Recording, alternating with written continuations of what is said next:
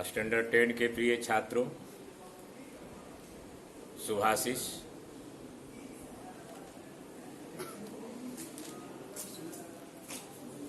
अभी तक की पढ़ाई में कबीर के अंतिम 2 दोहे शेष रह गए।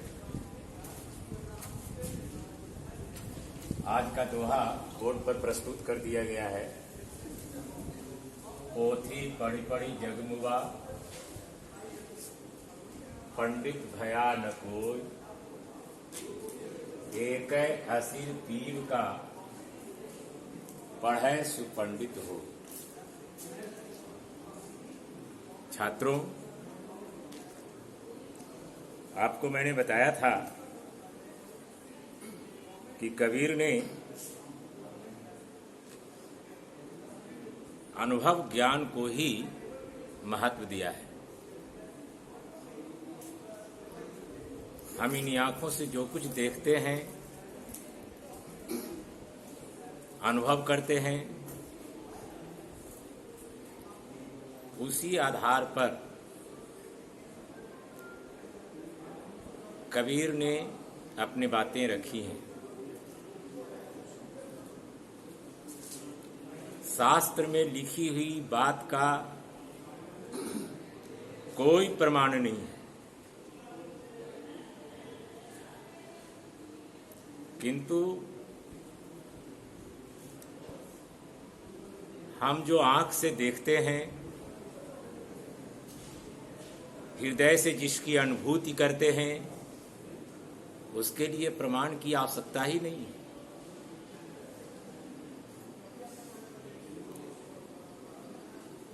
इसलिए कबीर ने गाया, पोथी पढ़ी पढ़ी जग मुआ, पंडित भयान कोई, एक असीर पीव का,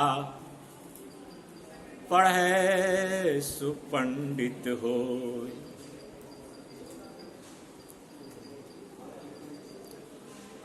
इसी बात को कबीर ने कहीं दूसरी जगह से दूसरी तरह से गाया है कि ढाई आखर प्रेम का, पढ़े सुपंडित हो। ये पाठांतर है, क्योंकि एक ही कबीर ने कई जगह प्रवचन किया और उस सत्संग में जो मुख से निकल गया, उनके शिष्यों ने उसी तरह से लिपिबद्ध कर लिया। इसी कारण अंतर पाया जाता है। तो थोड़ा सा भाव में भी अंतर आ जाएगा। प्रेम में 2.5 आखर होता है। प्रेम में गिन करके देखेंगे तो 2.5 अक्षर है, 2.5 अक्षर। कबीर ने ऐसा क्यों कहा? क्योंकि बहुत बड़े बड़े पंडित, कोई 2 वेद का ज्ञाता, कोई 3 वेद का ज्ञाता, कोई 4 वेद का ज्ञाता, कोई द्विवेदी कहलाते हैं, कोई चतुर्वेदी कहलाते हैं।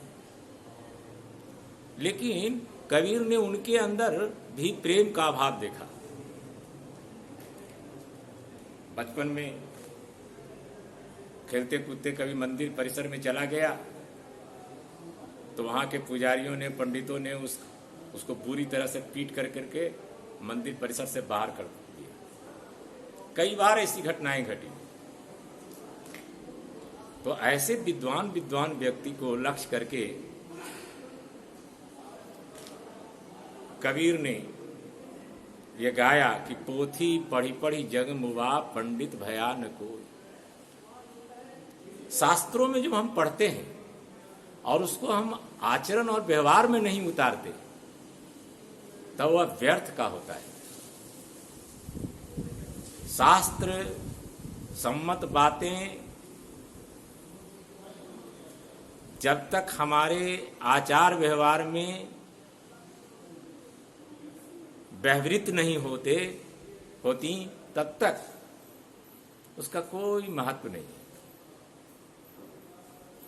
फिर जो शास्त्रों में लिखी हुई बात है,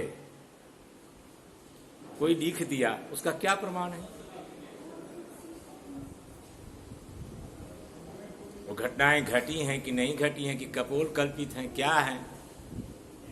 इसलिए कभी उसको महत्व नहीं देते।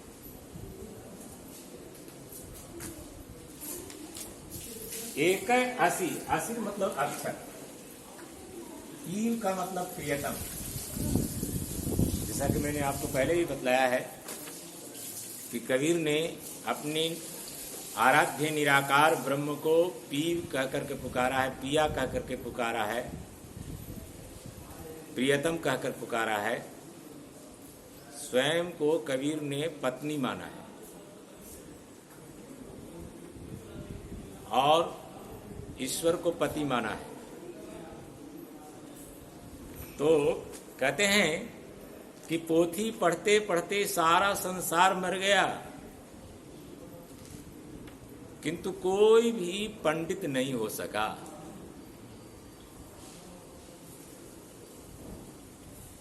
कबीर कहते हैं कि बड़े बड़े ग्रंथों को कोई पढ़े या ना पढ़े, किंतु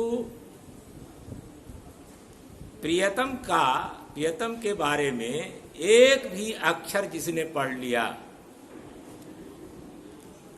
मतलब थोड़ा सा भी जान लिया अपने प्रियतम के बारे में, प्रियतम अर्थात ईश्वर के बारे में, तो सच्चे अर्थों में वही पंडित है, वही विद्वान है।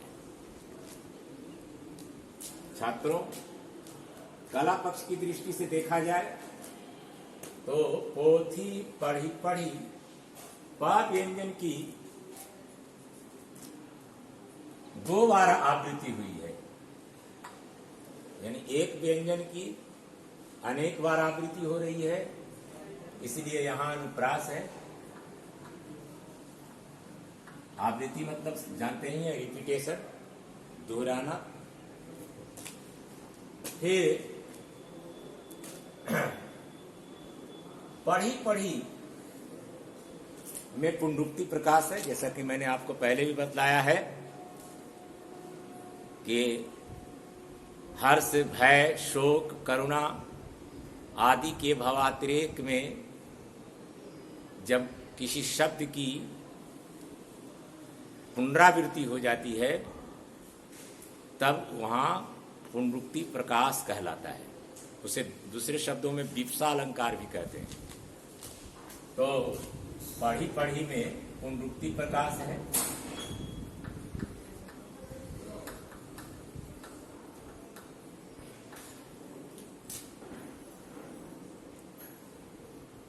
छोटे छोटे पदों की योजना हुई है।